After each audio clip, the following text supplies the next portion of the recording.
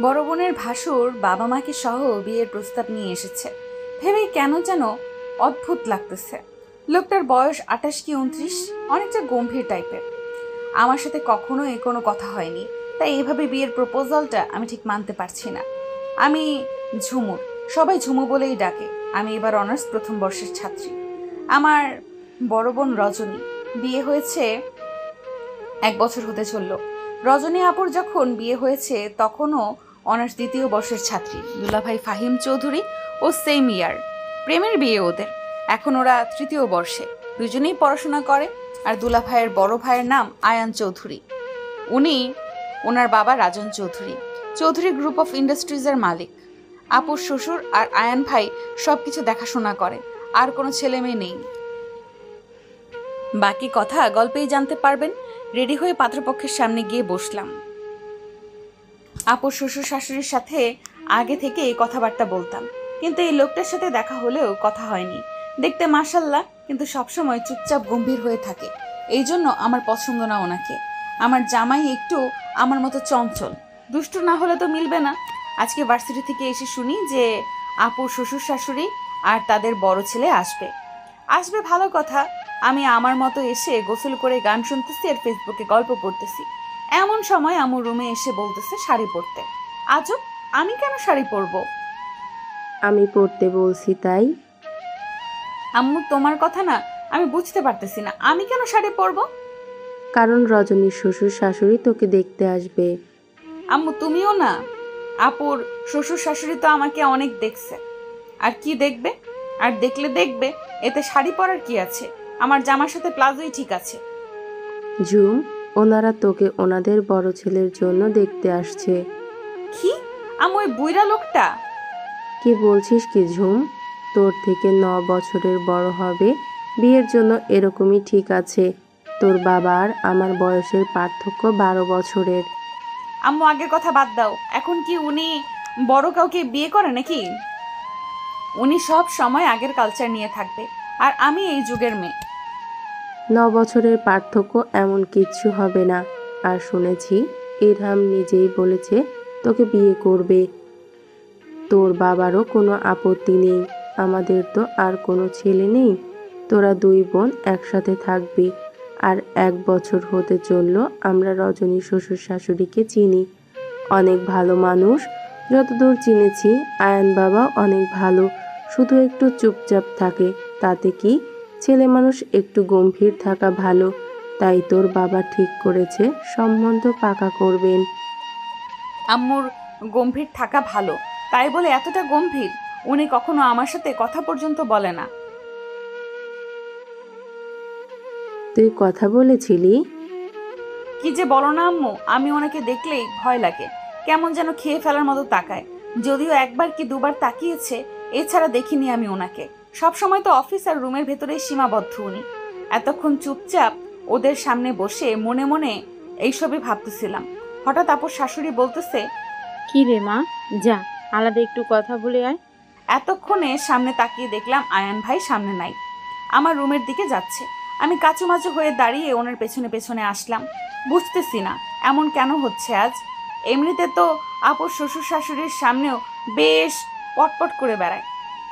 আমি আর আপু একদমই আলাদা। আমি চটপটে আর আপু শান্ত। ওইদিকে ফাহিম ভাই চটপটে আর আয়ান ভাই শান্ত। এই প্রথম নিজের রুমে ঢুকতেও ভয় করতেছে আমার। মুখে থুতু ছিটে দিয়ে পেছনে আপুর শ্বশুর শাশুড়ির দিকে একবার তাকিয়ে রুমে পা রাখলাম। পা রাখতেই শক্ত একটা কণ্ঠ কানে এলো। এতক্ষণ লাগে আসতে? এমনিতে তো এক জায়গায় ঠিক থাকো না। আমার কান্না পাচ্ছে। এই লোকটা আমার সাথে এই প্রথম কথা বলল, তাও আবার ধমক দিয়ে। প্রথম কথা বুঝি একটা গুন্ডাও ভালোভাবে বলে, আর ইনি তো ভালো মানুষ। না না না না না, আমার মতো মেয়ে কিছুতেই এই উদ্ভট লোকটার সাথে সারা জীবন কাটাতে পারবে না। যেই একটা কথা বলতে যাব, তখনই উনি বলে উঠলেন, আমি তোমার মতামত জানতে আসিনি। চুপচাপ এই শাড়ি পাল্টে বিয়ের শাড়ি পরে নাও। আজকে একটু পর আমাদের বিয়ে হবে। এই বলে হনহন করে বেরিয়ে গেল। আবার ফিরে এসে বলল, আজকেই শ্বশুর বাড়িতে নিয়ে যাব তোমাকে। কথা না শুনলে ফেসবুকে কার সাথে কি করছো সব তোমার আব্বুকে বলে দেব। আমি তাজ্জব বনে গেলাম। এটা কি আদেশ করলো নাকি থ্রেট দিয়ে গেল? আরে ভাই, আমাকে কিছু বলার সুযোগ তো দিবে নাকি? একটু পর আম্মু এসে একটা মিষ্টি আমার মুখে ধরে বলল, তুই আগে থেকে পছন্দ করতি আয়ানকে, কখনো বলিসনি তো? কি সব উদ্ভট কথা বলতেছো আম্মু? কেন, তুই নাকি আয়ানকে বলেছিস যে বিয়ের প্রস্তাব নিয়ে আসেন? কি? আম্মু এসব তোমায় কে বলেছে? কেন, কে আর বলবে? তুই যাকে বলেছিস সেই বলেছে। আয়ান ভাই এসব বলেছে? এই দেখ, সত্যি কথা মুখ দিয়ে বের হয়েছে, তার মানে সত্যি বলেছিলি। আচ্ছা যাই হোক, রেডি হয়ে নে, রজনী আর ফাহিম কাজে নিয়ে আসছে। বলে আম্মুও বেরিয়ে গেল। আম্মু আম্মু এই যা, চলে গেল। আরে কথাটা তো শুনবা। আমি কখন ওনাকে বললাম আমি বিয়ে করব ওনাকে? আর আমি ফেসবুকে কার সাথে কি করেছি? শুধু তো একটা ছেলেকে দুলাভাই বানিয়ে। ওফ শিট। এই কথাটা উনি জানলো কিভাবে? আসলে হয়েছে কি, কিছুদিন থেকে একটা ছেলে সবসময় হাই হ্যালো দিত আর খোঁজ খবর নিত। প্রথমে পাত্তা না দিলেও এক সময় আমিও কথা বলতাম। কথা বলতে বলতে দুলাভাই বানিয়েছি। তারপর আরেকটা আইডি দিয়ে নিজেই কথা বলছি। আর আইডির পাসওয়ার্ড আমার বান্ধবীর কাছেও আছে, ওরাও কথা বলতো। কিন্তু আমি তো সব এমনি ফাজলামি করেছি। কিন্তু এই লোকটা কিভাবে জানলো এসব? আল্লাহ, এইবারের মতো বাঁচায় দাও। আর জীবনেও ফেসবুক চালাবো না, চালালেও কারোর সাথে কথা বলবো না। মনে মনে আল্লাহকে ডাকছি। এই সময় আপু রুমে আসে। এই ঝুম, তুই এখনো রেডি হসনি? আমি আপুর পা জড়িয়ে ধরে বললাম, আপু, ও আপুরে, আমি ওনাকে বিয়ে করব না রে। তুই দেখিস না উনি কেমন, জেনে বুঝে আমাকে নদীতে ফালাইয়া দিচ্ছিস কেন? তোর জামাই কত ভালো, আর আমাকে কি গোমরা মুখোটার মাথায় চাপিয়ে দিচ্ছিস? আমার জামাই তোর হলে বুঝতি, সারাক্ষণ জ্বালায় আমাকে। জামাইরে একটু গম্ভীর হলে ভালো, বুঝলি তো? আর আয়ান ভাইয়া অনেক ভালো, জানিস, আমাকে ছোট বোনের মতো ভালোবাসে। আর উনি আমাকে সেদিন ডেকে বলতেছে। রজনী, একটু কথা ছিল। জি ভাইয়া বলুন। তোমার বোন ঝুমুর এবার অনার্স ফার্স্ট ইয়ার, তাই না? হ্যাঁ ভাইয়া, কোনো কিছু হয়েছে? ও কি কিছু করেছে? না না, তেমন কিছু না। আমি বিয়ে করব ওকে। তোমার বাবা মায়ের সাথে কথা বলো। বিশ্বাস কর, ওনার কথায় আমি এত খুশি হয়েছি যে তোকে বলে বোঝাতে পারবো না। এবার ঝটপট রেডি হয়ে নে তো। আর জানিস তো, আয়ান ভাইয়া যখন বলেছে তোকে বিয়ে করবে, তখন করেই ছাড়বে। আপু প্লিজ, তোরা এইভাবে আমাকে জোর করতে পারিস না। কে? দেখছো, এবার কিন্তু বেশি বেশি হয়ে যাচ্ছে। আমরা তোকে মোটেও জোর করছি না। তুই নিজেও কিছুদিন আগে আমাকে বলেছিলি যে তোর আয়ান ভাইয়াকে ভালো লাগে, শুধু একটু গম্ভীর, কিন্তু মানিয়ে নেওয়া যাবে। বল, বলছিস কিনা? হ্যাঁ বলেছিলাম, কিন্তু সত্যি সত্যি বিয়ে করব বলিনি তো। বিয়ে আবার মিথ্যে মিথ্যে করে নাকি? অনেক নাটক করেছিস। আর না, চল রেডি করে দেই। আপু সাজিয়ে দিচ্ছে আর আমি বসে বসে ভাবছি, এই এত সুন্দর ছেলেটা আমার জামাই হবে। আপুর বিয়ের দিন প্রথম ওনাকে দেখে আমি সহ আমার বান্ধবী গোষ্ঠী ফিদা হয়ে গিয়েছিলাম। ওনার ফর্সা মুখে কালো চাপ দাড়ি, গোলাপি ঠোঁট আর গাম্ভীর্যতা দেখেই ওনার প্রেমে পড়ে গেছি। কিন্তু কখনো বলার সাহস পাইনি। ওনাকে দেখে ভয় লাগতো, আর অন্যদিকে উনি আমার বড় বোনের ভাসুর। আমার জন্য যদি আবার কোনো ঝামেলা হয়, এই ভয়ে কখনো বলা হয়নি। কিন্তু আজকে হঠাৎ এইসব একদম স্বপ্নের মতো লাগছে, সাথে একরাশ ভালো লাগা। ইস, এত কিউট জামাই হবে আমার, ভাবলেই নাগিন ডান্স দিতে ইচ্ছে করছে। কিন্তু নাচা যাবে না, এমন ভাব করতে হবে যেন আমার ইচ্ছের বিরুদ্ধে সব হচ্ছে। কারণ আমি বুদ্ধি হওয়ার বয়স থেকেই বলে আসছি আমার জামাই হবে একদম আমার কার্বন কপি, আর বয়সও সেম। কিন্তু এখন তেমন কিচ্ছু হচ্ছে না, তাই আমি মন খারাপের ভান করে থাকবো। আপুর কথায় ভাবনায় ছেদ পড়লো। বাহ জো, তোকে এই শাড়িটা যা মানিয়েছে। আয়ান ভাইয়ার পছন্দ আছে বলতে হবে। আমার বোন কি কম সুন্দর নাকি? আপুর কথা শুনে লজ্জা লাগছে। হয়েছে, আর লজ্জা পেতে হবে না। আয়নায় তাকা। আয়নায় তাকালাম। লাল খয়েরি রঙের সাথে গোল্ডেন কালার, সাথে ম্যাচিং পাথরের জুয়েলারি আর ডিপ সাজ। আপু পারেও বটে, মনে হচ্ছে পার্লার থেকে সেজেছি। এর মধ্যে বাহির থেকে বেশ কয়েকবার ডাক পড়েছে, তাই আপু তাড়া দিল তাড়াতাড়ি বের হওয়ার জন্য। আপু দরজা খুলতেই হুড়মুড়িয়ে অনেকেই ঘরে ঢুকলো। আমি তো অবাক, এত মানুষ এসেছে বাড়িতে, বুঝতেই পারিনি। মামা মামি চাচা চাচি সহ আরো অনেকেই এসেছে। একটু পর বিয়ে পড়ানো হবে, আর উনি সামনাসামনি বসে আছে। আমি বসার পর একেবারে মাথা তুলে সামনে তাকায়নি। সবাই তো রীতিমতো কানাঘুষা শুরু করেছে যে আমাকে হয়তো মনের বিরুদ্ধে গিয়ে বিয়ে দেওয়া হচ্ছে, নয়তো আমি এত চুপচাপ কেন, আমাকে নাকি চুপচাপ মানায় না। কিন্তু আমি কিভাবে বোঝাবো যে আমার লজ্জা লাগছে? ভীষণ লজ্জা লাগতেছে আমার। হঠাৎ উনি সবার মাঝে বলে উঠল, ঝুমুর, তোমার কি ইচ্ছে নেই এই বিয়েতে? না থাকলে বলো, তবুও এইভাবে চুপচাপ বসে সবার মনে দ্বিধা দ্বন্দ্ব রেখো না। তোমার মতের বিরুদ্ধে গিয়ে বিয়ে করব না আমি তোমায়। আমি এবার মুখ তুলে তাকালাম। মানুষটা আমার সাথে ম্যাচ রেখে শেরওয়ানি পরেছে, কি অদ্ভুত অপূর্ব লাগছে দেখতে। নিখুঁতভাবে সরাসরি আমার চোখের দিকে তাকিয়ে আছে। আমি যেন আবারও প্রেমে পড়ে গেলাম ওই চাহনির। মন চাচ্ছে চোখ দুটোতে একবার ছুঁয়ে দেই, কিন্তু এখন তো সেটা সম্ভব না। তাই অনেক কষ্টে নিজেকে সংযত রাখলাম। শুনেছি ছেলে মানুষ বউকে দেখে নিজেকে সংযত রাখে, কিন্তু আমি মেয়ে হয়ে রাখছি, তাই নিজেকে খুব নির্লজ্জ মনে হচ্ছে। যাই হোক, একা একা তখন তো খুব আমাকে থ্রেট দিয়ে আসলো, কিন্তু এখন সবার সামনে এত সাধু বান্দা কেন সাজতেছে লোকটা? আমি না চাইলে নাকি বিয়ে করবে না। এখন না বললে যদি সত্যি সত্যি বিয়ে না করে, তাহলে আমি এত কিউট জামাই কোথায় পাবো? তাই একটু হেসে বললাম, আমরা তো প্রেম করছি বিয়ে করার জন্য, তাহলে আমার মত থাকবে না কেন?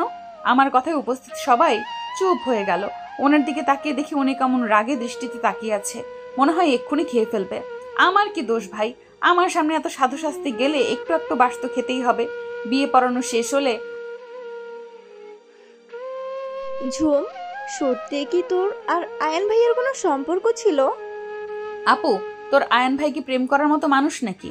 ওনাকে দেখলেই তো মনে হয় আনরোমান্টিক মানুষ। ওনাকে দিয়ে প্রেম ভালোবাসা আশা করিস কোন দুঃখে? তাহলে তুই সবার সামনে বললি। আরে আমি তো এমনিই বলেছি।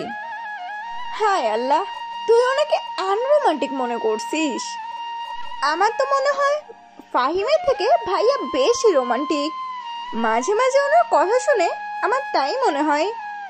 তবে উনি সবার মতো না যে সবসময় আলগা পিরিত দেখাবে, সারাক্ষণ বইয়ের পেছনে পেছনে ঘুরবে। উনি সব ভালোবাসা কাজেই করে দেখাবে। শেষের কথাগুলো ফাহিম ভাইকে দেখেই বলল আপু।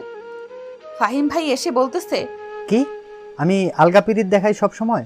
একটু কাজে থাকি, এই জন্য এভাবে আমার ভালোবাসাকে অপমান করছো? আরে না, আমি অপমান কই করলাম? আমি তো আয়ান ভাইয়ার কথা বললাম। হ্যাঁ বুঝি তো, কিন্তু শালিকা তো এখন বড় ভাবি হয়ে গেছে, ওর সামনে বেশি কিছু বললাম না। না না জিজু, আমি শালি শালিই থাকবো, ভাবি হব না। শালি দুলা ভাইয়ের কাছে আবদার করতে পারবে, কিন্তু ভাবি করতে পারবে না।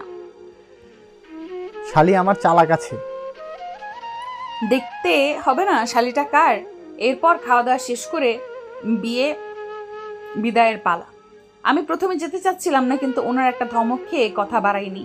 উনি আমার একটা হাত ধরে আছে। আমি অনেকবার খেয়াল করার চেষ্টা করছি, কিন্তু উনি ছাড়ছেই না। বারবার বলতেছে একটু ছাড়েন, দরকার আছে। না, উনি ছাড়ছেই না, উল্টো আমাকে ধমক দিয়ে বলে যে এত নড়াচড়া করে লাভ নাই, আমি ছাড়বো না।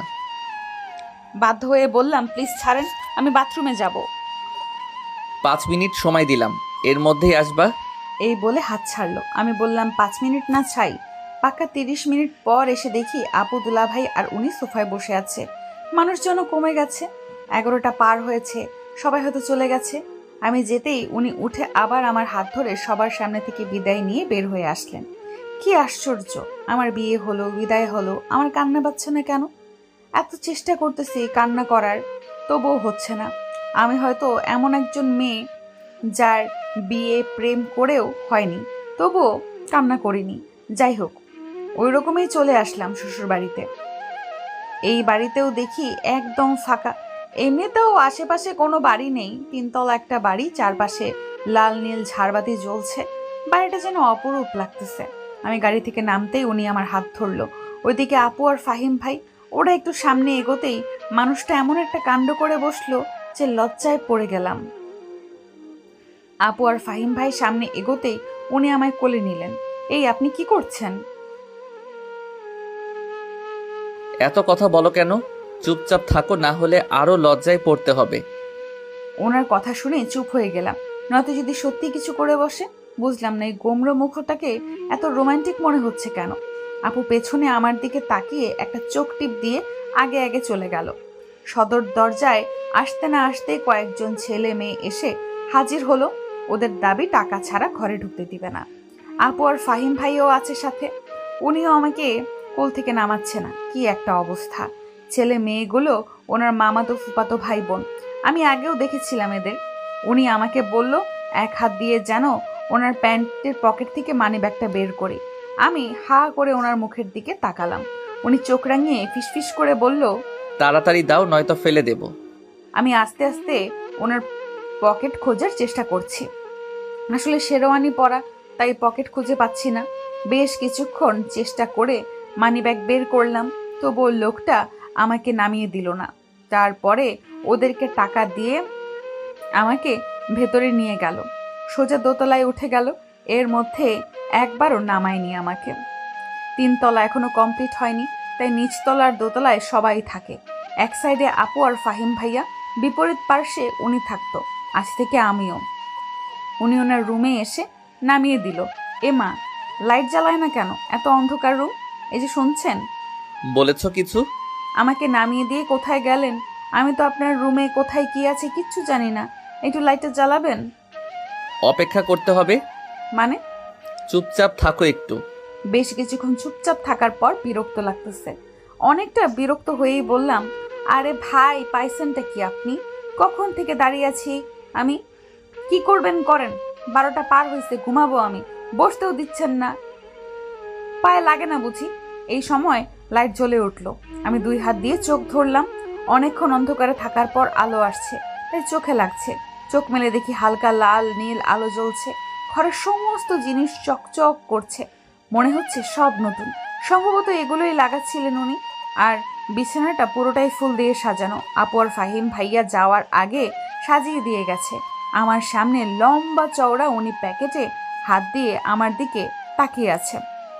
ফ্যানের বাতাসে ওনার চুলগুলো হালকা উঠছে।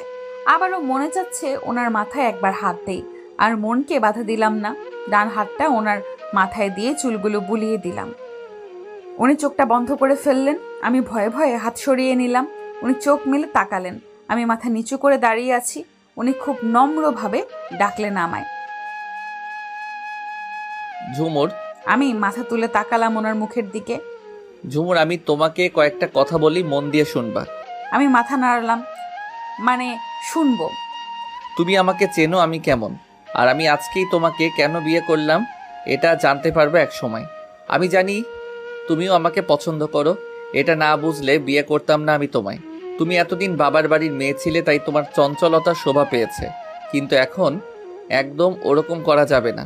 তোমাকে গম্ভীর হতে হবে, বউদের যেমন মানায়।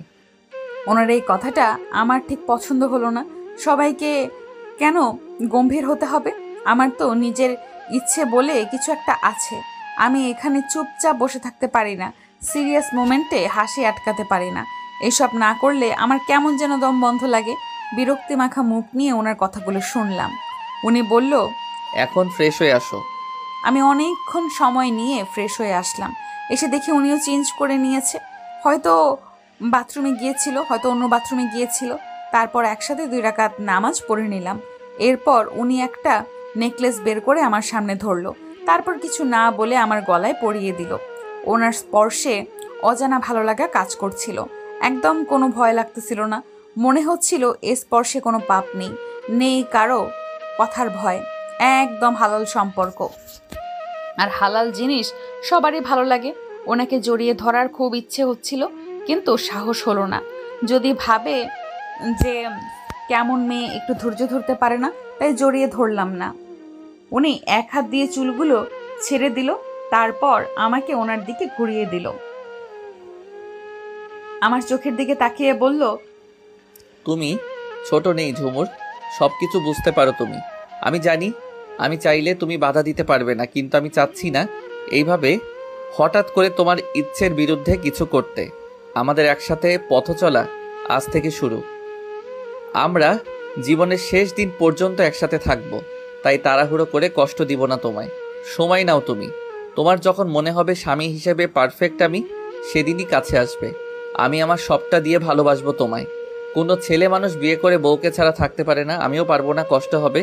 তাই সময় একটু কম করে নিও। বলে মুচকি হেসে বিছানার এক পাশে শুয়ে পড়ল। ইস, এত নির্লজ্জ এই লোকটা কিভাবে গড়গড় করে সবকিছু বলে দিল। ছি, লজ্জায় আমার মাথা কাটা যায়। ফুর, কি সব ভাবি আমি। আমি ওনার বউ, আমাকে বলবে না তো কাকে বলবে? আর এত সুন্দর একটা মানুষের বউ হওয়া ভাগ্যের ব্যাপার। তারপর আমিও চুপি চুপি ওনার পাশে গিয়ে শুয়ে পড়লাম। এপাশ ওপাশ করতে করতে রাত কেটে গেল। এমনিতেই আমি সবসময় নড়াচড়া করি বেশি, তার উপর আজকে বিছানায় একটা ছেলে মানুষ। ঘুম আর হলো না আজকে। ফজরের আজান কানে আসতেই উঠে পড়লাম। অজু করে বের হতেই দেখি উনিও উঠে পড়েছে। নামাজ পড়ে নিচে গেলাম। এর আগেও যেহেতু এই বাড়িতে এসেছি তাই সব কিছুই চেনা আছে। নিচে গিয়ে আসতে আসতে সদর দরজা খুলে বাহিরে বের হলাম। বাড়িটার সামনেটা পুরোটাই ফাঁকা। ছোট ছোট আম, লিচু গাছ, পেয়ারা গাছ, আরো বিভিন্ন রকমের ফুলের গাছ, ফলের গাছ, তবে সব সারিবদ্ধ আর ফাঁকা ফাঁকা করে গাড়া। এই জন্যই আরো বেশি ভালো লাগে। আমি আগে এই বাড়িতে আসলেও এত সকালে উঠে বাহিরে আসিনি। গাছগুলোতে পাখির কিচিরমিচির শব্দ আর সকালে শুভ্র বাতাস গায়ে লাগতেই যেন মনটাও ফুরফুরে হয়ে গেল। ঝুম এদিক ওদিক ঘুরে বেড়াচ্ছে আর ওপর থেকে একজোড়া চোখ ওর দিকে তাকিয়ে ভাবছে, মেয়েটা কি একটু চুপচাপ থাকতে পারে না? কালকে এত করে বোঝালাম নতুন বউ বউয়ের মতো থাকতে, তা না, সকালে উঠে ধেই ধেই করে বাহিরে গেছে। আর কয়দিন যত খুশি নেচে বেড়াও, এরপর থেকে তোমাকে বন্দি করে রাখবো। চাইলেও যখন তখন ইচ্ছে মতো ঘুরতে পারবা না মিসেস আয়ান চৌধুরী। যার জন্য তোমাকে বিয়ে করছি সেটা তো পূরণ করতেই হবে, কারণ আয়ান চৌধুরীর প্রয়োজন ছিল তোমাকে, বড্ড বেশি প্রয়োজন ছিল। এসব ভাবতে ভাবতে দেখে ঝুমকে কোথাও দেখা যাচ্ছে না। আয়ান দ্রুত নিচে নেমে আসে। ঝুমুর মাত্রই ভেতরে আসছে, তখন আয়ান নিচে নামে, দেখে ঝুমুর কিচেনের দিকে যাচ্ছে। ঝুমুরকে দেখে এক কাপ কফি চেয়ে আগের দিনের খবরের কাগজটা পড়া শুরু করে। ঝুমুর আয়ানকে কফি দিয়ে সবার জন্য নাস্তা বানায়। কাল ঘুমাতে দেরি হওয়ায় সবার একটু দেরিতেই ঘুম ভাঙে। রজনী এসে দেখে ঝুমুর নাস্তা বানানো প্রায় শেষ। এই ঝুম, কি করছিস এসব? এত তাড়াতাড়ি উঠে গেলি কেন? আরে আপু, সমস্যা নেই, আমার ঘুম আসছিল না তাই উঠে পড়েছি। আরে শালিকা যে, বিয়ে হয়ে আসতে না আসতেই দায়িত্ব পালন শুরু করে দিয়েছো দেখি। কথাটা বলতে বলতে ফাহিমও নিচে আসলো। ওনার আরো দুইটা মামাতো বোন উঠেছে। হঠাৎ সোফায় বসে থাকা ওনাকে দেখতে পেয়ে সবাই চোখ পিটিপিটি করে হাসছে। আমি ওদের মতিগতি বুঝতে পারছি না, এমন কেন করছে। আপু এসে ফিসফিস করে বলতে লাগলো, এই ঝুম, এটা কি হলো বলতো? আয়ান ভাইয়া তো কখনো নিচে এসে কফি খায় না। মানে এই তো সকালে তো কখনো নিচে আসে না, তাহলে আজ ব্যাপার কি? ব্যাপার ওনাকে গিয়ে জিজ্ঞেস করো না বলে ওনার কাছ থেকে সরে আসলাম। আর ওরা সবাই হেসে উঠল। আমি রুমে আসার কিছুক্ষণের মধ্যেই উনিও রুমে ঢুকলো। অফিস যাব। কথাটা বলেই টাওয়াল নিয়ে বাথরুমে ঢুকে পড়লো। আমি আবার নিচে গেলাম, ওনার জন্য নাস্তা নিয়ে আসলাম। একটু পর উনি গোসল করে বের হলেন, শুধুমাত্র টাওয়াল পরে, নাভির একটু নিচে টাওয়াল, ফর্সা বুকে হালকা কালো লোম, গলার একটু নিচে দুইটা লাল তিল, চুল থেকে টপ টপ করে পানি পড়ছে, গোলাপি ঠোঁটগুলো ভিজে আছে। ইচ্ছে করছে ঠোঁটগুলো একবার ছুঁয়ে দেই। একটা ছেলে মানুষ এতটা সুন্দর হয় এনাকে না দেখলে বুঝতাম না। ওনাকে নিয়ে ভাবতে ভাবতে ভাবনার রাজ্যে ঢুকে পড়েছি। তখনই উনি জোরে ডেকে উঠল, এই মেয়ে কখন থেকে ডাকছি? এইভাবে হা করে ঠোঁটের দিকে তাকিয়ে আছো কেন? কিস টিস করতে চাচ্ছিলে নাকি? আসলে আমতা আমতা করছো কেন?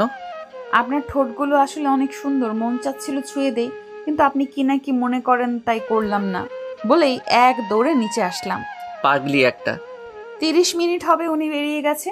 আমি বাড়িতে কথা বললাম, চাচা চাচি মামা মামি সহ কাছের কিছু আত্মীয় স্বজন আসবে আজকে এই বাড়িতে। আসলে একদিনের দাওয়াতে নিজের মানুষ ছাড়া তো কেউ আসবে না। হঠাৎ করে বিয়ে না হলেও আমার বিয়েতে তেমন কোনো বড় অনুষ্ঠান করতো না, কারণ আপুর বিয়েতে অনেক বড় অনুষ্ঠান করে আব্বু অনেকটাই গ্যাপে পড়েছিল। তাই আমিও বলছিলাম আমার বিয়ে খুব সাদামাটা ভাবেই করব। আব্বুর ছোটখাটো ব্যবসায় আমাদের দিনগুলো ভালো কাটলেও একেবারে অনেক বড় অনুষ্ঠান আমাদের জন্য না। আপুর বিয়েতে করা লাগছে, কারণ আপু বড় মেয়ে ছিল আর আপুর শ্বশুর শাশুড়ি বলেছিল আমাদের বাড়ির ছেলের বিয়ের অনুষ্ঠান না করলেই নয়তো আমাদের আত্মীয় স্বজনদের কাছে নত হতে হবে। যদিও ফাহিম ভাইয়া আলাদাভাবে কিছুটা সাহায্য করতে চেয়েছিল, কিন্তু আব্বু নেয়নি। এর জন্য নতুন বউ দেখতে অনেকেই এসেছে, কিন্তু আমার হাত কান একদম খালি। বয়স্ক মহিলারা নিজেদের মধ্যে ফিসফিস করছে। আমার শাশুড়ি এসে বলল, বড় বৌমা আমার ঘরে একটু আসো তো। আর একটু জোরে আপুকে ডেকে বলল, ছোট বউ সবাইকে নাস্তা দাও। আর ওনাদের উদ্দেশ্যে বলল, আপনারা একটু বসুন ভাবি, আমরা এক্ষুনি আসছি। বৌমা এসব পরে নাও, আর প্রথম দিকে কমপক্ষে 6 মাস পর্যন্ত সবসময় এসব পরে থাকবা। কালকেই দিতাম, বাড়িতে এসে অনেকক্ষণ বসেছিলাম, কিন্তু তোমরা আসছো না দেখে ঘুমিয়ে পড়েছি। আজকে খালি হাত কান গলায়, যদি ওনারা দেখে যেত তাহলে সারা পাড়ায় বলে বেড়াতো চৌধুরী বাড়ির বড় বউকে স্বর্ণ ছাড়াই দেখে আসলাম। তোমার বাবা মা কেমন নির্লজ্জ বলো তো, তোমাকে কিছু দিল না।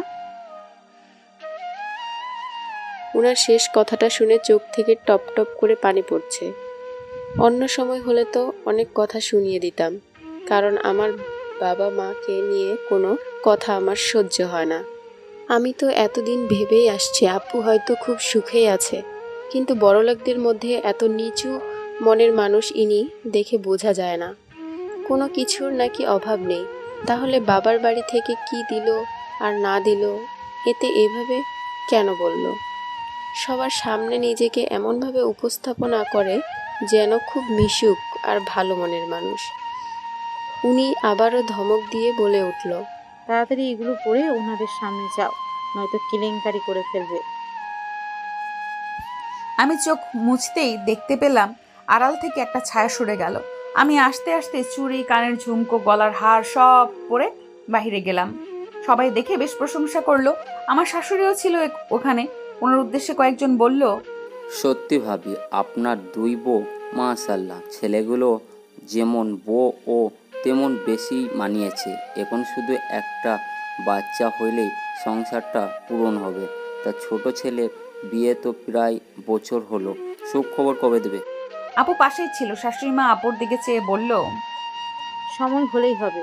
এখনকার ছেলেমেয়েরা তাড়াতাড়ি বাচ্চা নিতে চায় না ভাবি, কিছুদিন গেলে নেবে। আমি শাশুড়ি মায়ের মুখের দিকে তাকিয়ে আছি। সবার সামনে কত ভালো দেখায়, আর ভেতরে ভেতরে যেন নাগিন। আমি চাইলেই তখন মুখের উপরে অনেক কিছু বলতে পারতাম, কিন্তু কাল রাতে আয়ান চৌধুরী নিষেধ করেছিল কখনো যেন আমার কারণে ওনার মা কষ্ট না পায়। আর তার উপর আমি নতুন বউ, এই জন্য সব সহ্য করে গেছি।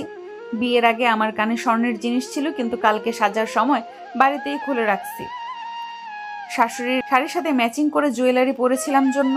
গলা একটা সিম্পল লকেট দেওয়া চেইন ছিল, সেটাও খুলে রাখছি। সবাই চলে যাওয়ার পর রুমে এসে একা একা বসে আছি। খারাপ লাগতেছে অনেক। আপুকে তো স্বর্ণের শুধু চুড়ি আর কানের ঝুমকা দিয়েছে, কিন্তু বিয়ের কিছুদিন পর, কারণ একেবারে অত কিছু করা সম্ভব ছিল না।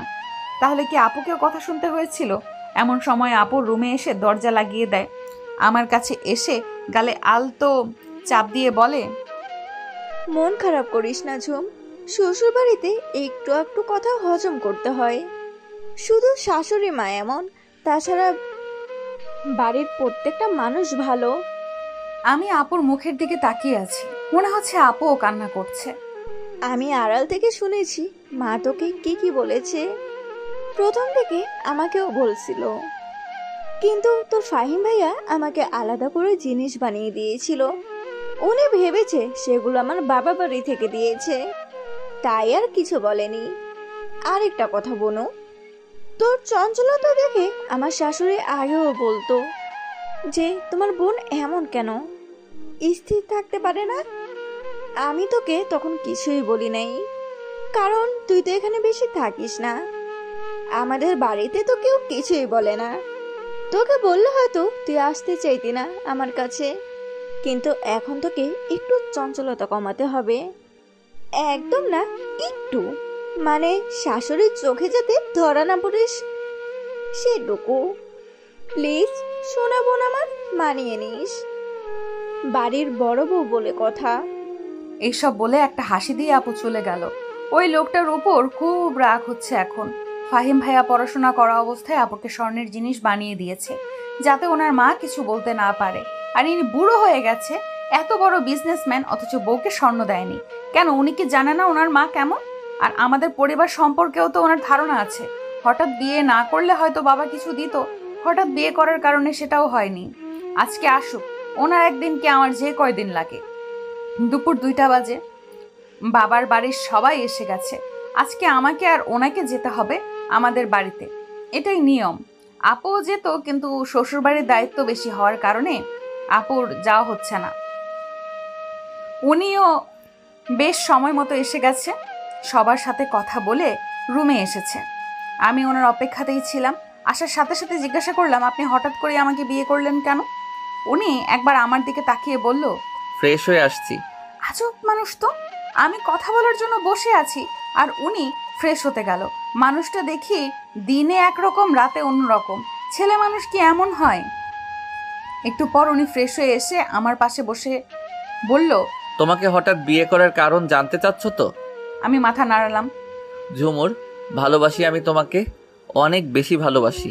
তোমাকে প্রথম দিন দেখেই ভালো লেগেছে, কিন্তু তুমি আমার ছোট ভাইয়ের শালি, এজন্যই সবসময় এড়িয়ে চলেছি তোমাকে। কিন্তু আমি যখন থেকে বুঝতে পারছি যে তুমিও দুর্বল আমার প্রতি, তখন থেকে আমি আর দূরে থাকতে পারছি না।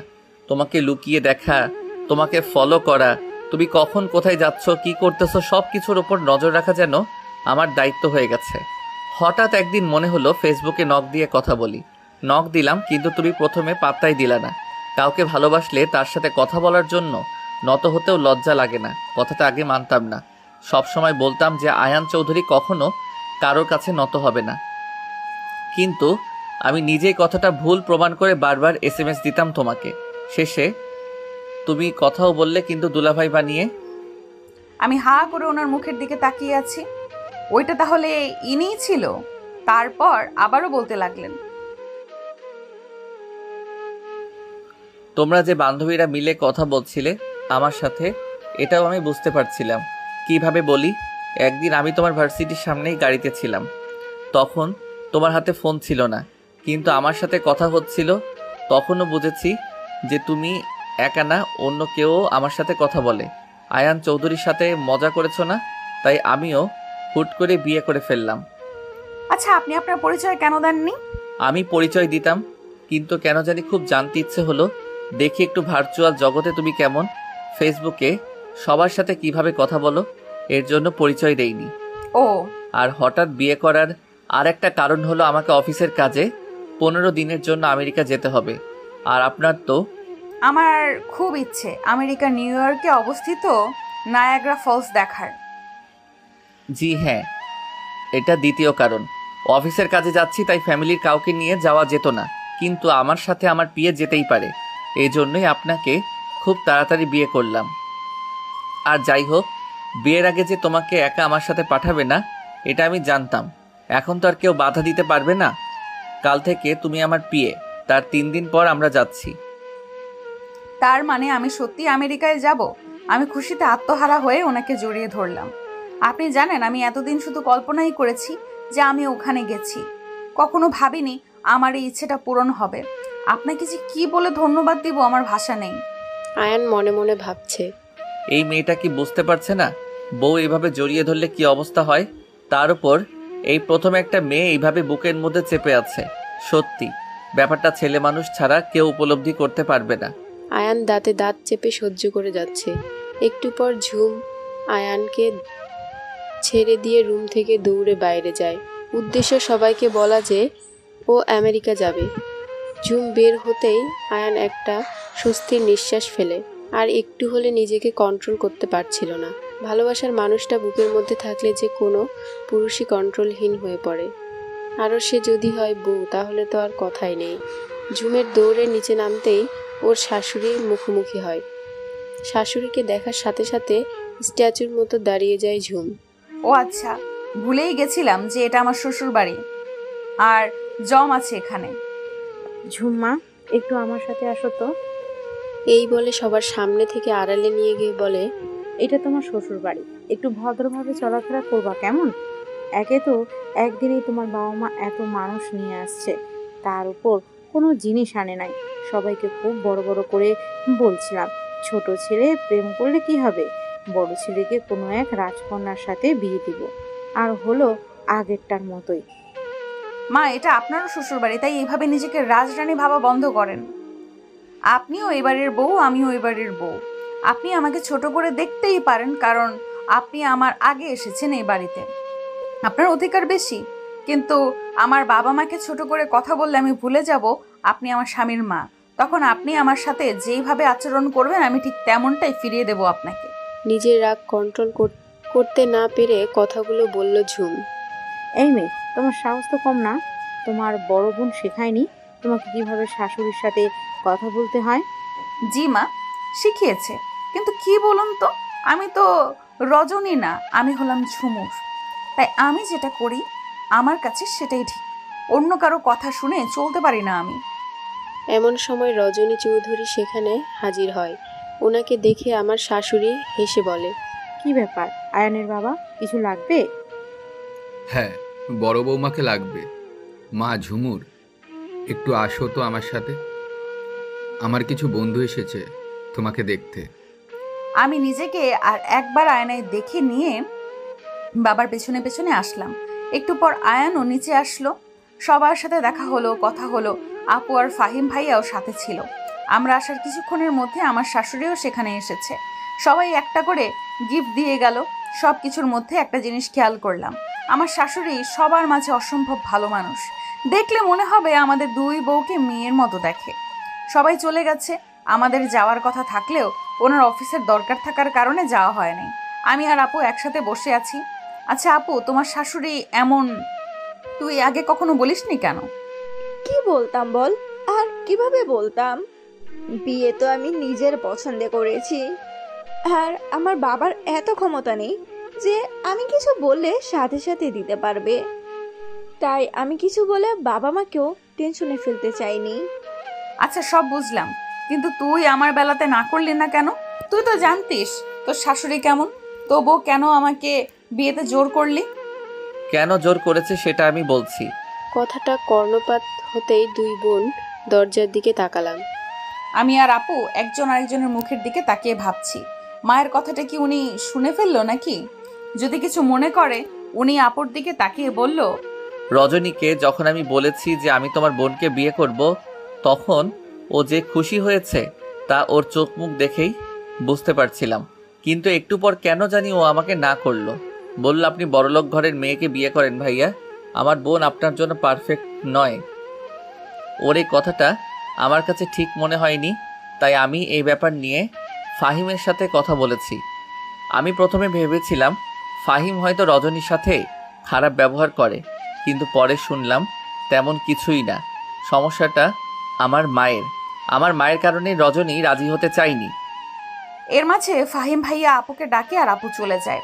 উনি আমার পাশে বসে আমার দুই গালে হাত রেখে বলছে, আয়ান চৌধুরী ভালোবেসেছে তোমাকে, আর তার ভালোবাসার মানুষটাকে সে নিজের করে নেবে না তা কি করে হয়?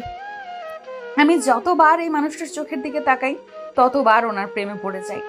মানুষ বলে না যে কেউ কখনো কারোর চোখের দিকে তাকিয়ে মিথ্যা কথা বলতে পারে না। ওনার চোখের দিকে তাকালে আমার কথাটা সত্যি মনে হয়। এনার চোখে আমি আমার জন্য ভালোবাসা দেখতে পাই। দেখলে মনে হয় মানুষটা আমাকে অসম্ভব ভালোবাসে। তারপর আবারও বলতে শুরু করলো, ঝুমুর, আমি আমার মা আর বাবাকে যখন বলেছি তোমাকে ওনার পছন্দ কিনা, তখন বাবার উত্তর ছিল কিছুটা এরকম, হ্যাঁ, মেয়েটা ভালো আছে, একটু চঞ্চল, বাড়িটা মাতিয়ে রাখতে পারবে। আর মা বলছে এমনিতে দেখতে ভালো, তবে চঞ্চলতা বাড়ির মেয়েদের শোভা পায়, বউদের না।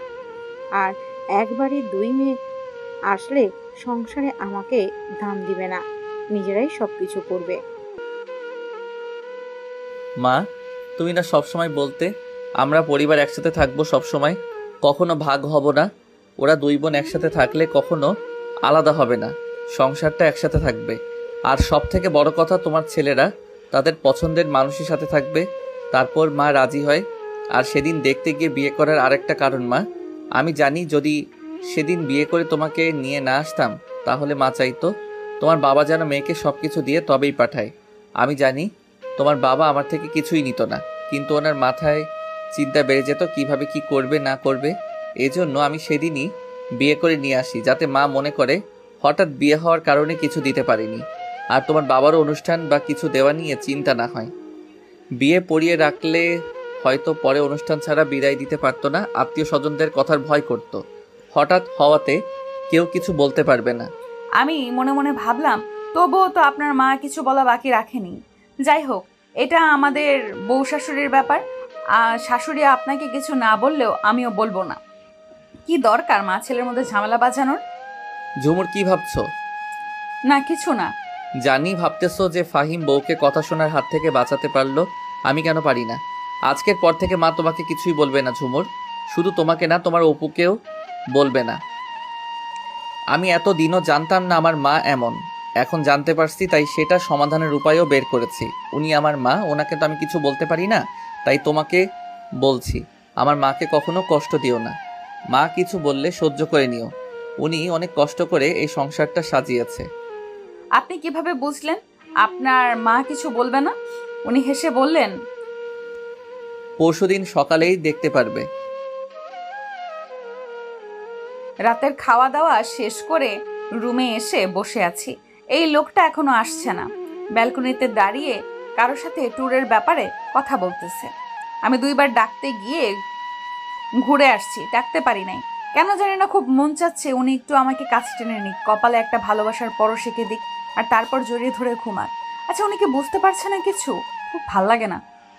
অনেকক্ষণ পর উনি রুমে আসলো। আমি বিছানায় 2টো বালিশ উঁচু করে হেলান দিয়ে শুয়ে আছি।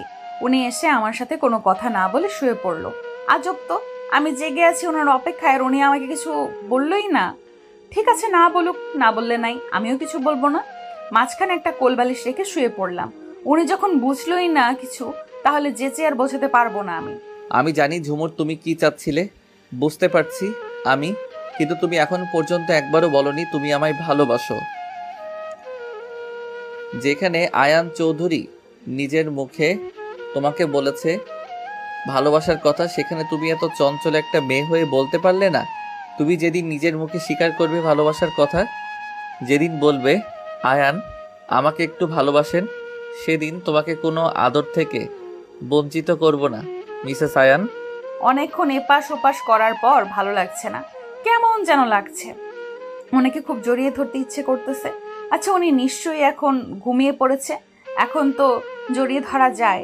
আমি খুব সাবধানে মাঝখানের বালিশটা সরিয়ে ওনাকে এক হাত পেছন থেকে জড়িয়ে ধরলাম। ওনার গালে ছোট্ট করে একটা ঠোঁট ছোঁয়ালাম। সকালবেলা ঘুম থেকে উঠে দেখি উনি পাশে নেই। শাড়ি পরা ছিল, শাড়ি অনেকটা এলোমেলো হয়ে আছে। আমার ঘুমের মধ্যে নড়াচড়া করার অভ্যাস আছে। বিছানার এক পাশ থেকে অন্য পাশ পুরোটাই আমার লাগে, আর এই জন্যই শাড়ি ঠিক নেই। আজকে উঠতে একটু দেরি হয়েছে। নিচে গিয়ে দেখি আপু সবার নাস্তা রেডি করছে। আমি গিয়ে আপুকে একটু সাহায্য করলাম। দেখলাম উনিও নিচেই আছে। না, এভাবে থাকা সম্ভব না। একে তো রাতে জড়িয়ে ধরে পাগল করে দিচ্ছিল, আর সকালে দেখি শাড়ি ঠিক নেই। এই মেয়েটা সব উল্টাপাল্টা করে দিচ্ছে, কোনো কিছুতেই মন বসতেছে না, পাগল পাগল লাগতেছে। Control Ayan, control. মনে মনে কথাগুলো ভাবছে আয়ান। কি রে ঝুম, সব কিছু ঠিকঠাক আছে? হ্যাঁ আপু, কেন, কিছু হয়েছে? না না, কি হবে, গোসল করিসনি যে, তাই বললাম। আপুর কথাটা শুনে ভীষণ লজ্জা লাগছে। এভাবে খেয়াল করছে বজ্জাত মেয়েটা, মানে বিয়ে করলেই কি প্রতিদিন সকালেই গোসল করতে হবে নাকি? তাছাড়া আমাদের তো কিছুই হয়নি যে গোসল করতেই হবে। আমার লজ্জা পাওয়া দেখে আপু হেসে বলল, আরে আরে, এত লজ্জা পাচ্ছিস কেন? আমি তো এমনি বললাম। আচ্ছা বাদ দে, ভাইয়া কাল রাতে আর কি বলছিল রে? আসলে আমাকে উনি সেদিন বলেছিল যে তোমার বোনকে কখনো কষ্ট পেতে দেব না। আমি জানি উনি ওনার কথা রাখবে, আর এটাও বলেছে যে অন্য কোথাও বিয়ে হলে সেখানে সবাই ভালো থাকবে, কেউ কিছু বলবে না, এমন তো না। সেখানে দেখা গেল শাশুড়ি, শ্বশুর, ননদ সবাই খারাপ, তাহলে সেখানে কি করবে? তারপর ভেবে দেখলাম কথাটা ভুল বলেনি। আমাদের শাশুড়ি মা এমনিতে সব দিক দিয়ে ভালো, কিন্তু এই ব্যাপারটা নিয়ে যে এমন কেন করে বুঝি না। সারা দিন কেটে গেল, এর মধ্যে ওনার সাথে আর দেখা হয়নি। দুপুরে খাওয়ার আগে একবার কল দিয়ে বলেছে খেয়ে নিতে। সন্ধ্যা পেরিয়ে রাত হয়ে এলো, উনি এখনো নেই। একটা কল পর্যন্ত করলো না। আচ্ছা, উনি কি কোনো কারণে আমার উপর বিরক্ত, নাকি সত্যি সত্যি ব্যস্ত আছে? এসব ভাবতে ভাবতে না খেয়ে ঘুমিয়ে পড়লাম। ঘরে খাবার এনে রাখছিলাম যে উনি আসলে একসাথে খাবো। উনিও আসলো না, খাওয়াও হলো না। রাত 11:30 নাগাদ চোখে পানি ছিটা পেয়ে ঘুম ভাঙে। উঠে দেখি উনি লুঙ্গি আর গেঞ্জি পরে একটা গ্লাস হাতে নিয়ে হাসি মুখে দাঁড়িয়ে আছে। চুল থেকে পানি পড়ছে, মনে হচ্ছে মাত্র গোসল করে বেরিয়েছে। আমাকে জাগতে দেখে বলল, যাক, অবশেষে তোমার ঘুম ভাঙলো। কখন থেকে ডাকতেছি তোমায়। কেন জানি না খুব অভিমান চেপে ধরলো। চোখ দুটো ভিজে আসতেছে। কি হয়েছে, আমাকে ডাকতেছিলেন কেন? বারে, বউটা অভিমান করেছে, তা অভিমানের কারণ কি? আর আমার বউটা না খেয়ে ঘুমিয়ে যাবে, তা কি করে হতে দেই? কিসের অভিমান? কোনো অভিমান করিনি। উনি এক লোকমা ভাত আমার মুখের সামনে নিয়ে বলল, অভিমান করছো কিনা কথাতেই বুঝেছি। কাজের অনেক চাপ ছিল বউ, মাঝখানে আর 2 দিন সময়, তারপরের দিন আমাদের বেরোতে হবে। আর তোমার তো এখনো শপিং করাও হয়নি, আমারও কিছু কেনাকাটা করতে হবে। ওনার মুখে বউ ডাক শুনতে বেশ ভালো লাগছে। আর লজ্জাও। উনি দুপুরের পর থেকে একবারও কল করেননি কেন? আমি তো তোমার কলের অপেক্ষায় ছিলাম যে আমার বউটা কখন কল দিয়ে বলবে, এখনো ফিরছেন না কেন? ইস, ভুলে গেছি, আমিও তো কল দিতে পারতাম। আরও কিছুক্ষণ টুকটাক কথা বলে খাওয়া শেষ করে ঘুমিয়ে পড়লাম। সকালে ঘুম থেকে উঠতেই খুব জোরে হর্ন বাজতে শুনলাম। ব্যাপারটা দেখার জন্য ব্যালকনিতে গিয়ে দাঁড়ালাম। নিচে তাকিয়ে দেখি বড় বড় 2টা ট্রাক। কি নিয়ে আসছে দেখার জন্য নিচে গেলাম। এত কিছু দেখে অবাক না হয়ে পারলাম না। নিচে গিয়ে দেখি ট্রাক ভর্তি যত ধরনের ফার্নিচার আছে সব। শাশুড়ি মা হাসি মুখে দাঁড়িয়ে আছে। আমি নিচে যেতেই বলল, বৌমা, তোমাদের বাড়ি থেকে এত জিনিস দেবে বলনি তো? এমন সময় একটা ছেলে একটা ব্যাগ নিয়ে এসে শাশুড়ি মায়ের সামনে রাখলো। ব্যাগ খুলতে দেখি ভেতরে স্বর্ণের গহনা আপুর সহ। এসব দেখে শাশুড়ি মার চোখ ছানা বড়া, সাথে আমি আর আপু অবাক হয়ে গেছি। আমরা জানি যে আমাদের মিথ্যে কথা বলা নিষেধ, কিন্তু যে মিথ্যে বললে কোনো দ্বন্দ্ব কমে যায় সেটুকু বলাই যাক। কাল আমি আমার বাবাকে বলেছিলাম, খালি হাতে মেয়ে দিছো কেন? মেয়েকে বিয়ে দিলে সাথে আরো কিছু দিতে হয়, জানো না? আমার এই কথাটা আয়ানের কান পর্যন্ত পৌঁছে গেছে। বাবা বাড়িতে গিয়ে লোন করে কিছু জিনিস কিনেছে, সাথে আয়ান বাকি সব কিছু দিয়েছে। কিন্তু শাশুড়ি মা জানে সব আমার বাবা দিয়েছে। এছাড়া বাকি সবাই সত্যিটা জানে। আয়ান নিজেই সব কিছু দিত, কিন্তু বাবা মানতে চায়নি, তাই নিজ সামর্থ্য অনুযায়ী যতটুকু সম্ভব দিয়েছে। সারাদিন এইগুলো গোছগাছ করতেই গেল। পুরনো জিনিস সরিয়ে সব নতুন জিনিস রাখা হলো। সন্ধ্যার আগে রুমে গেলাম। গিয়ে দেখি উনি বিছানায় বসে ল্যাপটপে কিছু একটা করছে। আমাকে রুমে ঢুকতে দেখে বলল, গোসল করে আসো, বাহিরে যাব। প্রায় 40 মিনিট পর বেরোলাম। দেখি উনি ল্যাপটপ রেখে ফোন চাপতেছে। আমি বেরোতেই আমার দিকে তাকালো। কালো শাড়ি, ভেজা চুল, সদ্য গোসল করা নারী। বউ দেখেই যেন নেশা ধরে যায়। ভেজা থাকার কারণে পুরো শরীর যেন চকচক করছে। এইভাবে দেখলে যে কোনো স্বামী পাগল হতে বাধ্য। আর কত পাগল করতে চাও ঝুমুর? এবার তো স্বীকার করো ভালোবাসো। আমার কাছে যেতেই উনি উঠে পেছন থেকে জড়িয়ে ধরল। আর কত সময় লাগবে তোমায়? এই কথাটা শুনে কান পর্যন্ত গরম হয়ে গেল। কিভাবে বলবো আমি আপনার ভালোবাসা চাই, আমার সম্পূর্ণ ভালোবাসা চাই। আপনি বুঝে নিতে পারেন না? আপনি কি আমার চোখের ভাষা পড়তে পারেন না? কি ভাবছো ঝুমুর? কি? কিছু না। আচ্ছা, তাড়াতাড়ি রেডি হয়ে নাও, বাহিরে ডিনার করব। কালো শাড়ির সাথে সাদা ঝুমকো কানে দিলাম। চুলগুলো আছড়িয়ে মুখে ক্রিম দিয়ে হালকা গোলাপি কালারের লিপস্টিক পরলাম। ব্যাস, 5 মিনিটে রেডি। এদিকে ফাহিম, আয়ান ভাইয়া এই জিনিসগুলো কেন নিয়ে আসলো? ফাহিম রজনীকে পেছন থেকে জড়িয়ে কাঁধে থুতনি রেখে বলল, যাতে মা তোমাদের কিছু বলতে না পারে। দেখো রজনী, আমার মাকে এই জন্যই মিথ্যে বলেছি, যাতে মা খুশি থাকে, তোমাদের সাথে মিলেমিশে থাকে। যদি মাকে বলতাম যে ফাহিম ভাইয়া কিনেছে, তাহলে হয়তো মা এইসব নিয়ে তোমাদের কথা শোনাতো। উনি আমাদের জন্মদাত্রী, ওনাকে তো কিছু বলতেও পারি না। ন্যায় অন্যায় দেখাতে গেলে মায়ের মন খারাপ হবে। তাই মায়ের কাছে লুকোনো ছাড়া আর কোনো উপায় ছিল না। তবুও যেন সবাই হাসি খুশি থাকে। সত্যি তোমাদের মতো স্বামী হয় না ফাহিম। তোমরা দুই ভাই যে এত ভালো, পৃথিবীর সব স্বামী যদি এমন হতো তাহলে কোনো মেয়ের ডিভোর্স হতো না। শ্বশুর বাড়িতে স্বামী সব থেকে বেশি আপন। স্বামী ভালো না হলে সে মেয়ের জীবন এমনিতেই তেজপাতা। মা বউ, এবার চলো, আয়ান ভাইয়া নিচে অপেক্ষা করছে। হ্যাঁ, এই তো আমার হয়ে গেছে, শুধু হিজাবটা পরবো। পিনগুলো এগিয়ে দাও। দুই বউ বের হয়ে শাশুড়ি মার রুমে গেল বলতে, মা আমরা যাই। হ্যাঁ মা, সাবধানে যাও। মা, আপনি কি খাবেন বলে দেন, আপনার জন্য নিয়ে আসবো। বৌমারা ডিনারে যাচ্ছ? হ্যাঁ বাবা। আচ্ছা যাও, আরেকদিন আমরা যাব তোমাদের সাথে। ওনার কথা শুনে ঝুমের মনে হলো উনিও যেতে চাচ্ছিলেন, কিন্তু ছেলে আর ছেলের বউরা ঠিক করেছে তাই কথাটা বলতে পারলো না। তাই ঝুমুর চট করে বলে উঠল, বাবা মা, আপনারা চলুন না আমাদের সাথে। ঝুমুরের সাথে সাথে রজনীও বলল। রজনী চৌধুরী প্রথমে ইতস্ত বোধ করলেও একটু পর রাজি হয়ে গেল। তারপর চারজনে রেডি হয়ে নিচে গেল। আয়ান আর ফাহিম ওদের সবাইকে দেখে অবাকের সাথে খুশিও হয়েছে। আসলে বউদের সাথে বাবা মায়ের হাসি খুশি দেখলে যে কোনো স্বামীই খুশি হয়। পরের দিন রাতে ঝুমুর ওর সব জামা কাপড় গুছিয়ে নিচ্ছে। কালকে সকালেই ওদের ফ্লাইট। আজকে বিকেলে শপিং করতে গিয়েছিল। এখন সব কিছু গোছগাছ করতেছে। আয়ান ল্যাপটপে কিছু একটা করতেছে। সকালে উঠে নাস্তা করে সবার থেকে বিদায় নিয়ে চলে গেল এয়ারপোর্টে। 10টায় উড়াল দিল আমেরিকার উদ্দেশ্যে। ঝুমুর আজকে খুব খুশি, এই প্রথম বিমানে ওঠা আর বাংলাদেশ বাদে বাইরে কোনো দেশে যাওয়া। এমনিতেই ঘোরাঘুরি খুব পছন্দ তার, ওপর বাইরের দেশে।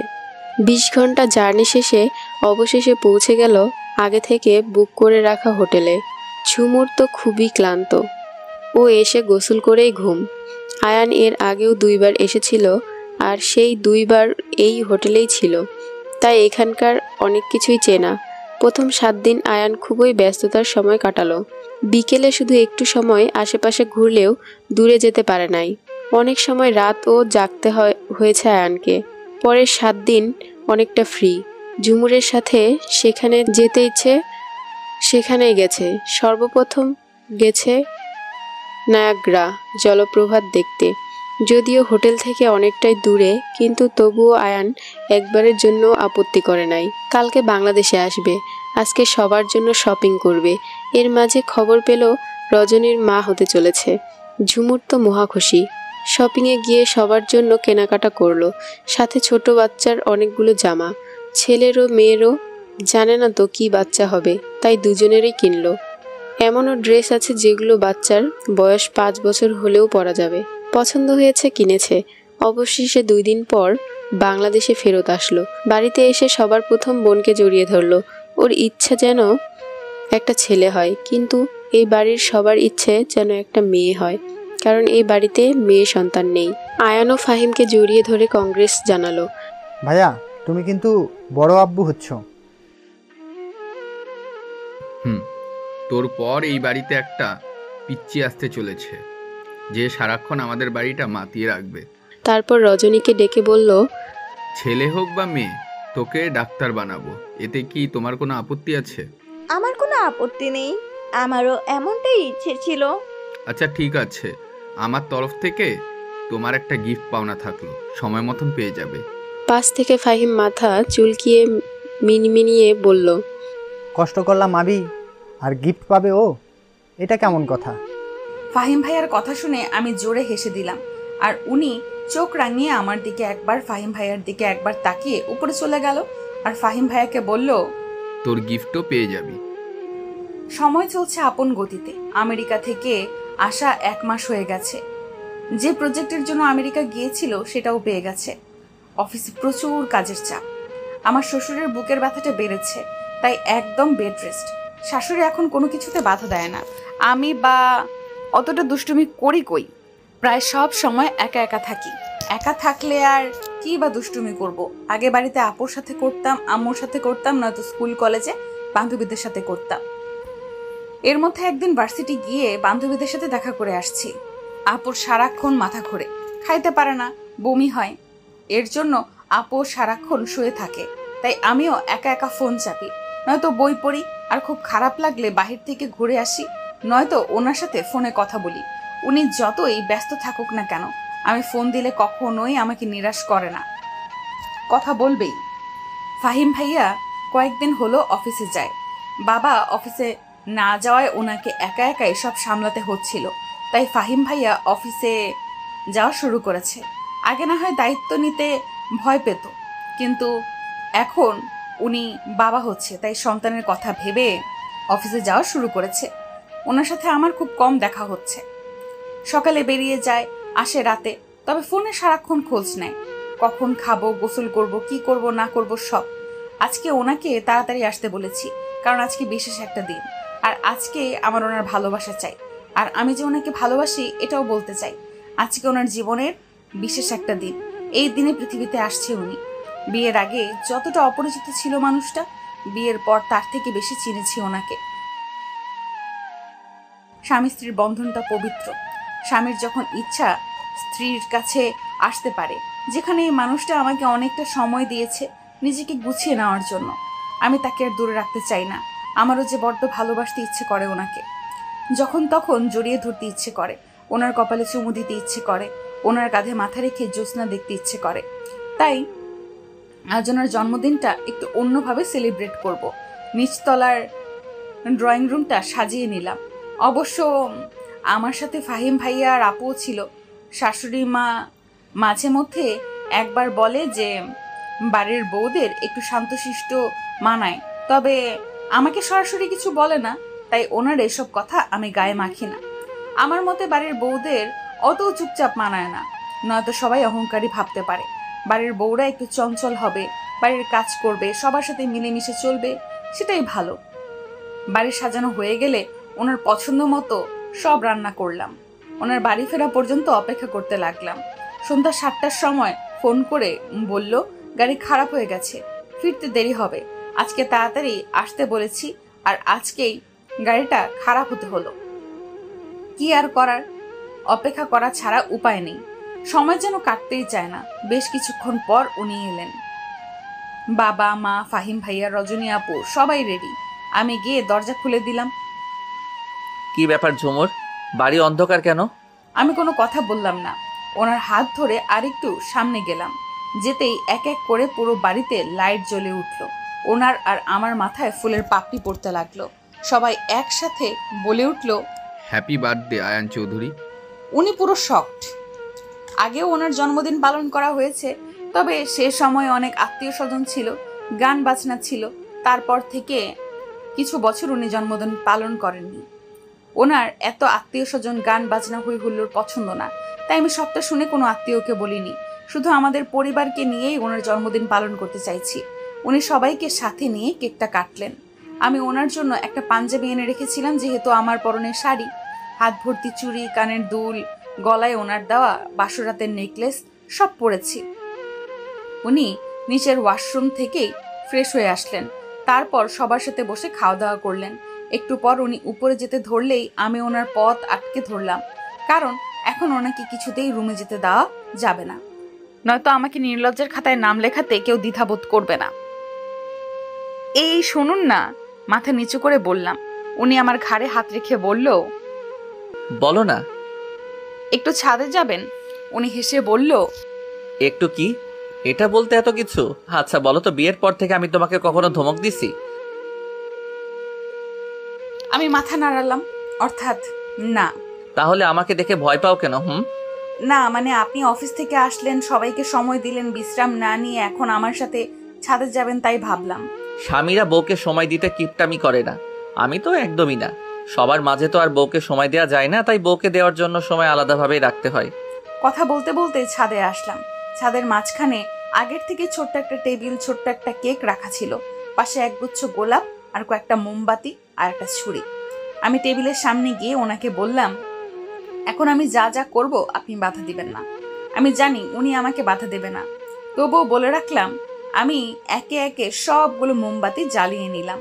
মুহূর্তের মধ্যে ছাদের মাঝখানটা আলোয় আলোকিত হয়ে গেল। চারদিকে অন্ধকার আর মাঝখানে আলো। আলোর মাঝখানে লাভের ছোট্ট একটা চকলেট কেক। ওর মাঝে লেখা আছে আই লাভ ইউ এ। এটা আমি নিজ হাতে লিখেছি।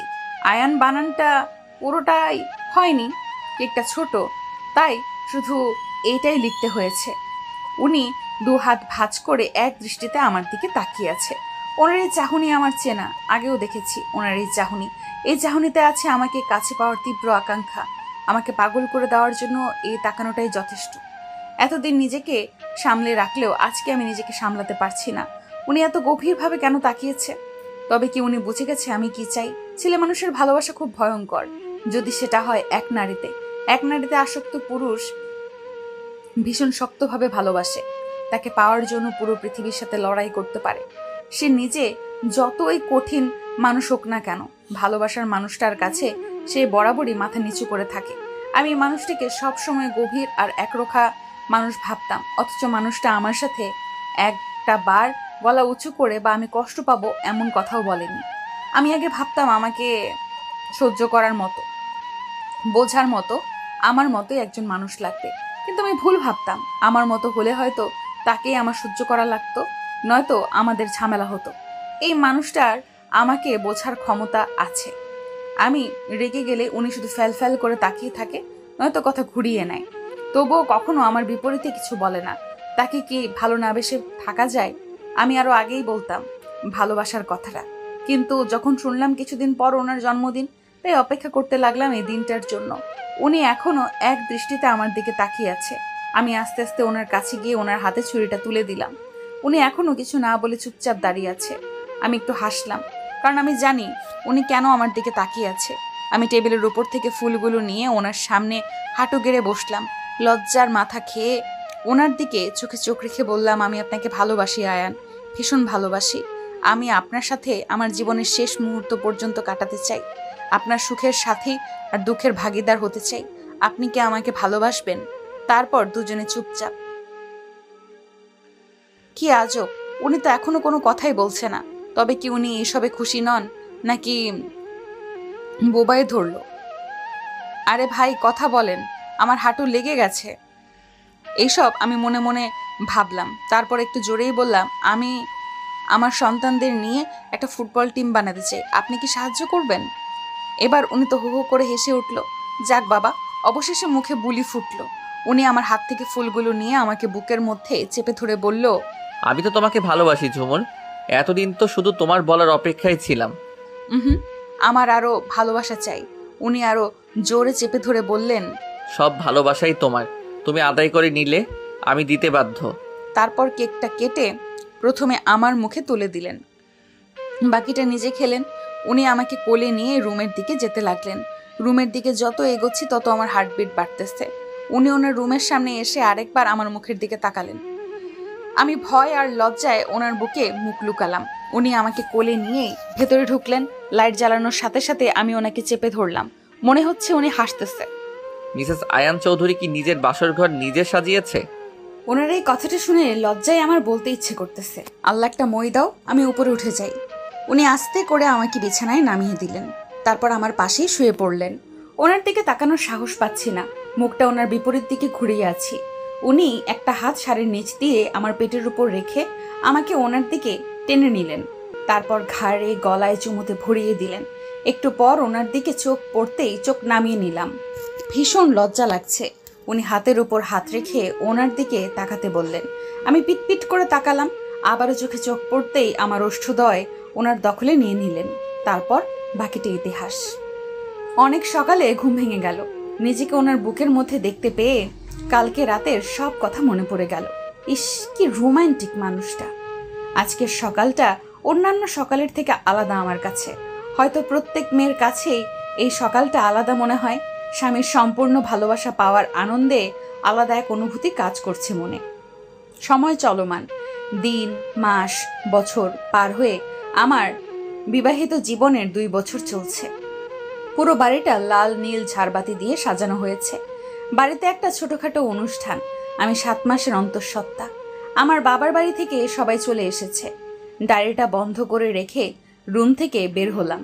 উপরে ওঠানামা করতে পারি না, তাই নিচেই একটা রুমে থাকি। আমি বাহিরে যেতেই রায়ান আর ফাইজা এসে খিলখিলিয়ে হেসে উঠল। রজনী আপু আর ফাহিম ভাইয়ার যমজ বাচ্চা রায়ান আর ফাইজা। যবে থেকে হাঁটতে শিখেছে তখন থেকে পুরো বাড়ি মাতিয়ে রাখে। দুই বাড়ির চোখের মনি এরা দুজন। হাসি কান্না মিলিয়েই মানুষের জীবন। তবু এই 2 বছর অনেক ভালো কেটেছে। ওনাকে ঠিক যতটা গম্ভীর আর একরোখা ভাবতাম, উনি একদমই অমন না। একটাই কি, উনি সবকিছু নিয়ম মতো চলে, কোনো কিছু বেশি বেশি পছন্দ করে না। এই 2 বছরে আমি অনেকবার রাগ করেছি মানুষটার সাথে, কিন্তু উনি কখনো আমাকে হার্ট করে কিছু বলে নাই। সারা দিনের ব্যস্ততা শেষ করে মাত্র এসে শুয়ে আছি। মিসেস আয়ান, জি বলুন। আমাদের বিয়ের 2 বছর হয়ে গেল, এখনো কি আপনিটা তুমি হবে না? আপনি বলার মাঝে একটা সম্মানীয় ভাব আছে। আপনি বললে ভেতর থেকে আপনার প্রতি একটা সম্মান কাজ করে। আমার সম্মান চাই না, তুমি বললে নিজ নিজ মনে হয়, আর আপনি বললে মনে হয় পরের কেউ। না, আপনিটাই বেশি ভালো। ঠিক আছে, তোমার যা ইচ্ছা ডেকো। আমাদের খুনসুটিময় সংসার দেখতে দেখতে আরো বেশ কিছুদিন কেটে গেল।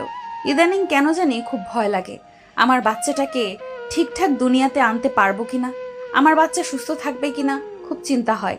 ঝুমুর কি করছো? আমার না পেটে খুব ব্যথা হচ্ছে। কি, কখন থেকে আমাকে ফোন দাওনি কেন? বেশিক্ষণ থেকে না, আমি ভাবতেছি ফোন দেব, কিন্তু তার আগেই উনি আসলেন। বাচ্চা হওয়ার সময় হয়ে গেছে। বাড়িতে চেষ্টা করে কোনো রিস্ক নিতে চায় না বলে আমাকে হাসপাতালে নিয়ে আসা হলো। আজকে কেন জানি খুব কষ্ট হচ্ছে, সবাইকে খুব বেশি আপন মনে হচ্ছে।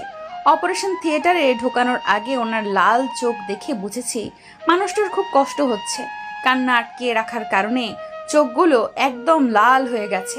আমি ওনার দিকে তাকিয়ে একটু হাসলাম। মানুষটা চোখ বন্ধ করতেই চোখ থেকে 2 ফোঁটা জল গড়িয়ে পড়ল। আমি প্রথম ওনার চোখে পানি দেখলাম। আয়ান চৌধুরী আমার জন্য কান্না করছে, এটা দেখার পর আর কোনো সন্দেহ নেই যে মানুষটা আমাকে কতটা ভালোবাসে। আমাকে অজ্ঞান করানো হলো, তারপর আর কিছু মনে নেই। কে জানতো এই চোখ আর কখনো খুলতে পারবে না আমার বোনটা। বলে রজনীর চশমাটা খুলে চোখ মুছল। ওর পাশে বসে আছে রাইয়ান, ফাইজা আর আরিজা। আয়ান আর ঝুমুরের মেয়ে আরিজা। ওরা চোখের পানি আটকে রাখতে পারছে না। আরিজার বয়স 16 বছর, অনেকটাই মায়ের মতো চঞ্চল। রজনী ওকে কখনো মায়ের অভাব বুঝতে দেয়নি, কিন্তু মায়ের অভাব যে মাসিকে দিয়ে পূরণ হয় না সেটা যার মা নেই সেই জানে। মায়ের গল্পও কম বেশি সবার মুখেই শোনে, কিন্তু এভাবে কখনো শোনেনি। হ্যাঁ, সেদিন অপারেশন থিয়েটারে ঢোকানোর পর কি হয়েছিল শুনুন। সিজারের পাশাপাশি সিস্টারেও সমস্যা ছিল ঝুমুরের।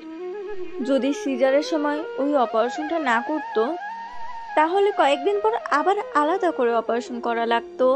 তাই ডাক্তাররা একবারেই সিস্টের অপারেশন করে, কিন্তু অতিরিক্ত রক্তক্ষরণে ঝুমুরের শরীর একদম ফ্যাকাশে হয়ে যায়। অনেক খুঁজেও সে সময় ও নেগেটিভ রক্ত পাওয়া যায় না। আয়ান ভাইয়া এক হাসপাতাল থেকে অন্য হাসপাতালে দৌড়ে বেরিয়েছে, কিন্তু রক্তের জোগাড় করতে পারে না। অবশেষে রক্ত পেয়ে যায়, কিন্তু তখন আমার বোনটা এই দুনিয়াতে নেই। আয়ান ভাইয়া হাসি মুখে রক্ত নিয়ে এসে ডাক্তারের হাতে দিল আর বলল, এবার আমার ঝুমুর ঠিক হবে। ডাক্তার রক্তের প্যাকেট হাতে নিয়ে দাঁড়িয়ে থাকে। এ কোনো সাহস নেই, একটা মৃত মানুষকে কিভাবে রক্ত দিবে।